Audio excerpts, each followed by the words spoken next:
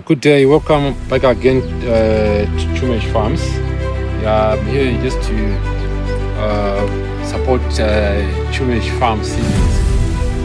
This is a catches of CHUMEZH Farms Seedling, the crop that you are seeing right now, Trinity, which is 7,000. I'm sure we've supplied over 120,000 plants or seedlings at CHUMEZH Farms, meaning everything that they're planting here is CHUMEZH Seedling, which is supplying the plants or seedlings. So, as you can see, the crop is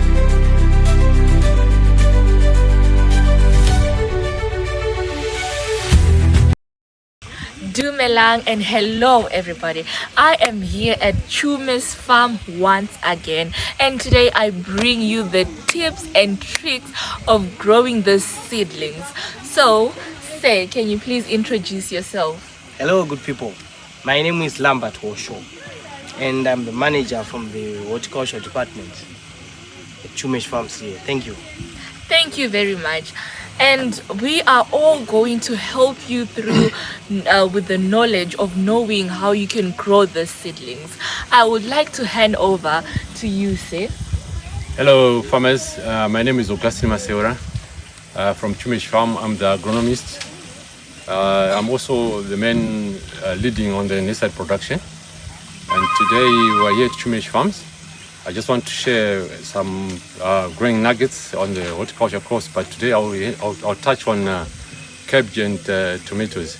As you can see here about cabbage, how to grow cabbage seedlings. As you can see, we are now getting at the end of the rain period or the rain season, and I advise farmers to grow horticultural crops. That also includes wheat, cabbage seedlings, tomatoes, and onion. These three crops, they sell very well in the market, and there's quite a big demand since most of the people are concentrating on the grains.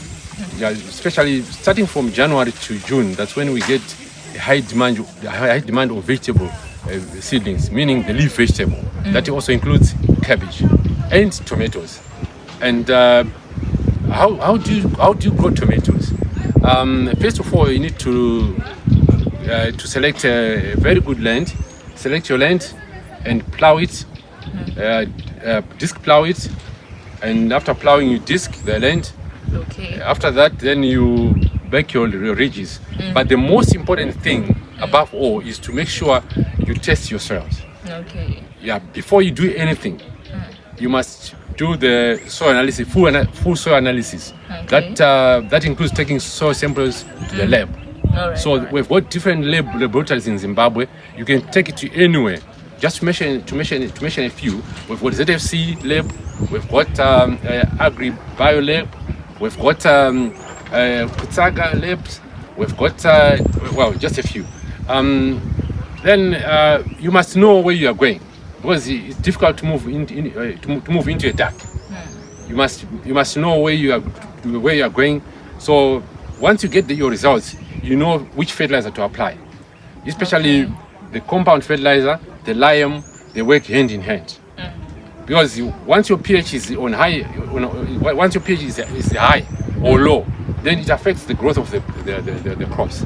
So it's better to know your pH value of your soils before you plant anything in the field. So talking about the tomato, how do you grow tomato? I'm still there. Then you need to make sure that after getting your results. But today I'm just going to give you some standard rates of fertilizer that you can use.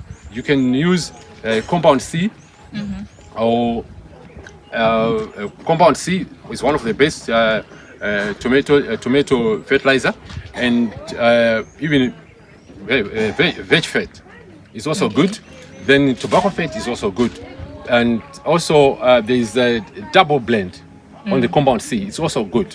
So how much fertilizer do you need to apply? We're looking at between 600 to 800 kgs per plant. Sorry, per hectare. Meaning we'll be working on bringing it back to a plant. We'll be looking at around 22 cup to number 30. Yeah. We're giving you the same amount of fertilizer per hectare. And after applying your compound D, how do you apply that compound D, or compound C?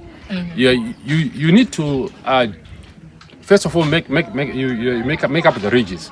Okay. If you are doing it on a open space field, you make up your ridges, then hole out some holes, spacing at your ridges should be 1.2 meters. Though you can use 1 meter, but we've noticed and experienced that if you use 1 meter, you have poor aeration in the field.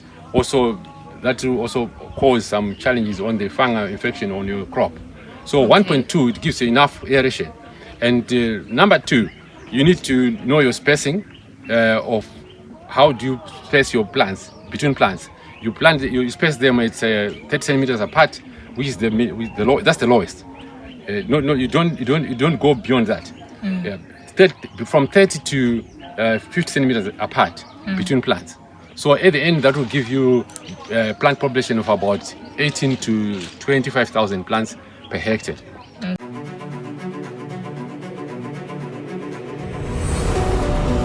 Generally, I'll just talk about a quick checklist on cabbage growing tips. Yeah. So, how do you grow cabbages? So it's like the same as what I've mentioned about the land prep. You need to do the same. Yes. Your land prep, your soil testing is one of the key factors. So growing cabbages, especially in summer, during the rain period, Yes. you need to make ridges. They must go on top of the ridges. Cabbages doesn't like wet feet. They don't want to stay in a wet period for too long. Okay. Once they stay in a wetland for too long, or maybe into wet feet, then your cabbages will die. So what you need to do is you need to have your fertilizer before transplanting. So the best way of applying fertilizer is to make up ridges, to make up your holes before transplanting. Apply your fertilizer before the plant is in. But I've noticed most farmers, they plant first and also apply their fertilizer after transplanting. That way it's wrong. Why? Because there are a lot of misplacement of fertilizers. At the end of the day, you find uneven growth in the field.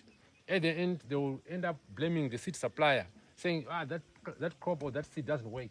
It doesn't give you even heads.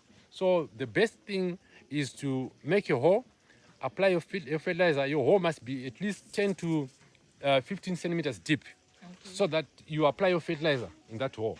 Then you cover your hole, at least your fertilizer, at least with soil which will be about 10 to 15 centimeters, so that when you are planting, you don't place the fertilizer you don't place the seedling right on the fertilizer. So you apply your 600 kgs to 800 kgs, 600 to 800 kgs per hectare. Meaning we come back again, reduce it back to per plant. So per plant you'll be applying number 22 cup to number 30, giving you 660 to about 800 to 900 kgs per hectare, or to 1,000. Okay. So cabbage is a heavy feeder. So once you apply your first application your first application of fertilizer, then you plant. Then after planting, you need to come in again after a week. You start applying your nitrogen, a top dress. You come in with your cup number 5. Yeah, it's a heavy feeder. You come in with your cup number 5, meaning you apply some another 300 kgs of top dressing on your first week of transplanting. Then the second week you come back again with another 300 kgs, applying number 5 cup again on the same plant. Okay. Then you skip the third week, which is day number 21. Then day number 28, you come back again and apply another number 5 cup, giving you some 900 kgs of AN per hectare. All right. So each plant would have received about 15 grams of nitrogen, on that cycle. So why are we doing this? What you need to know is the plant must be vegetative before it forms the head or the cud. So the leaves must be big. So the bigger the leaves, the bigger the head would be. Okay. So that's the quality of getting the big head size. So failure to apply those amounts of fertilizer, that will lead to poor head size. So we also you need to apply like fungal control pesticides and fungicides. So we also need to control like aphids, because like now cabbage we're having a problem on the standard growth. Yeah, we've got problem of standard growth on cabbages. That disease, it's a major disease in cabbages, mostly transferred or transmitted by aphids. So if you keep aphids in the field, you end up having a standard growth crop, meaning your crop will be standard and it won't give you a good quality crop. And at the same time, you multiply the same disease to other fields or to other farmers. So let's keep aphids away from the cabbage crop or any leaf veg or any crop, so that we don't multiply diseases. Whiteflies also transmit, bush top in tobacco, and also, viruses. It multiplies viruses. Aphids and whiteflies, they multiply viruses, to other crops. So let's make sure we spray. Our routine spray, like weekly sprays, is very important. And also scouting is one of the major issues, the key thing in agriculture. Every week, go into a field, scout your land, check underneath the leaf, check on the leaf, both sides, so that if there's any fungal infection and any pest that is chewing or eating your crop, get on top of your chemicals, spray straight away. So the crop doctor is the farmer, not an agronomist. Yeah. The crop doctor is the farmer, the owner of the crop, because he spends most of his time in the field checking his crops, giving reports to the agronomist or the doctors. So the doctor is the farmer. So make sure you do it right. But don't forget, CHUMEZH Farm Seedlings is here. And he's the one that supplies most of the farmers in Zimbabwe.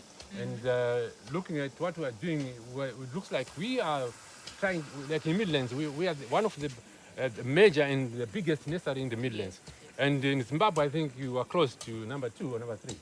Thank you. CHUMEZH every day, everywhere.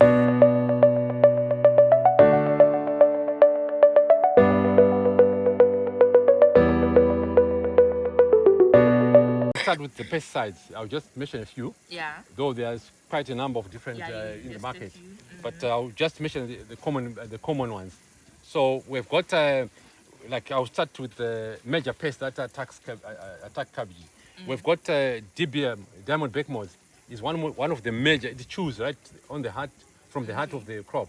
So at the end, it will be a mess on the whole crop. It won't grow, and market won't like something that is been chewed by the pest. So you need to control that using catap, acefat. Then we also have belt. Then diazinon is a common pesticide, an old common pesticide, but it works. Then you can also use biobait. Biobait, it has got a scientific control.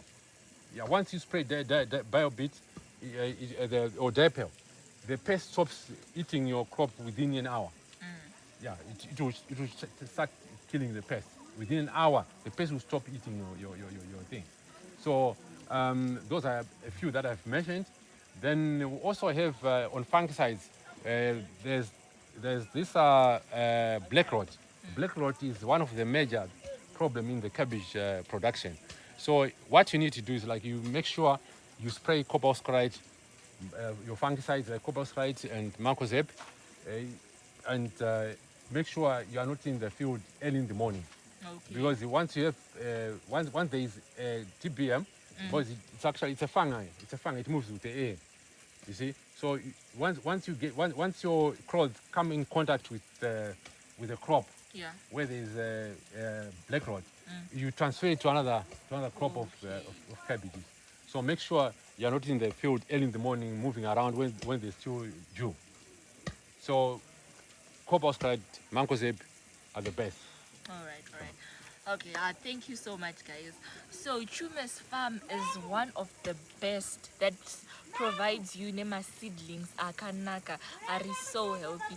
So you should come and shop here per CHUMEZH Farm.